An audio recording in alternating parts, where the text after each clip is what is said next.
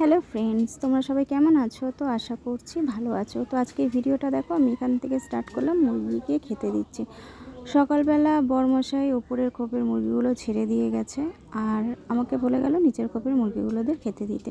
তাই ওদেরকে একটু খেতে দিচ্ছি। মুরগিগুলো খেতে দিয়ে আমি চলে আসলাম ঘরে। ঘরে এসে দেখো বিছানাটার আমার কি অবস্থা, শোকেশেরও কি অবস্থা, চারিদিকে জামা কাপড় দড়িতে ঝুলছে, আগোছালো হয়ে আছে ঘরটা পুরো। তো চলো আগে গুছিয়ে নিই, গোছানোর পরের লুকটা তোমাদের সাথে আমি শেয়ার করব। তো দেখো আমার গোছানো প্রায় কমপ্লিট। তো শোকেসটাও পরিষ্কার করে গুছিয়ে নিয়েছি। দেখো আগে কীরকম ছিল আর এখন কীরকম আছে। আমার যেটুখানি যা জিনিস আছে আমি সেটা দিয়েই আপাতত গুছিয়ে নিলাম। আর এই জামা কাপড়গুলো চেয়ারের মধ্যে ঢিপ দেওয়া ছিল, তো সেগুলো বিছানার মধ্যে রাখলাম। যেগুলো কাচতে হবে সেগুলো আলাদা করব, আর যেগুলো কাচতে হবে না সেগুলো ভাঁজ করে রাখবো। তো চলো এগুলো ভাঁজ করে নিই। তার মধ্যে ছেলেটা যা বদমাইশি করছিল, একবার এটা করে একবার ওটা করে, ওর সাথে বকতে বকতেই আমার সময় চলে যায়।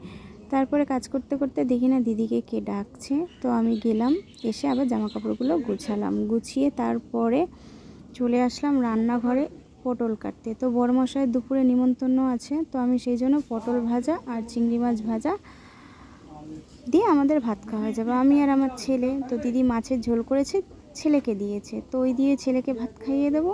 আর আমার না পাকা পটল খেতে ভীষণ ভালো লাগে। আমার শুধু পটল ভাজা হলেই আমার ভাত খাওয়া হয়ে যাবে, কারণ পাকা পটলের দানাগুলো না আমার যা লাগে। তারপরে এগুলো সব কেটে বেছে আমি স্নান করতে গিয়েছিলাম, পটলে নুন হলুদ মাখিয়েই রেখে গিয়েছিলাম। তো চলো পটলটা ভাজা বসিয়ে দিয়ে ছেলেকে ভাত খাওয়াই।